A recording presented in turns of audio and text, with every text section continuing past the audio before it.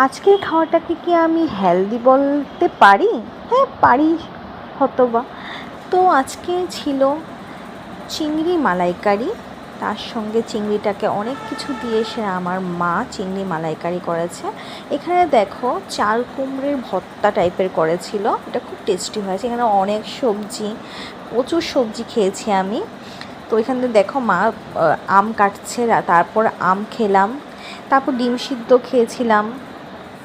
তো আমের যে ভর্তাটা আছে আমার খুব ফেভারিট, তো আম ভর্তাটাও আমি খেয়েছি। দেখো মা আম কাটছে, আমার খুব ভালো লাগছিলো যে আমি আম চুরি করে আম খেয়ে নিয়েছি। তোমরা কেউ চুরি করে আম খেয়েছো?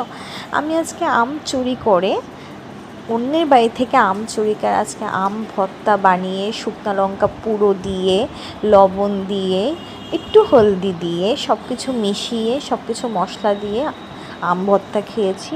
ইস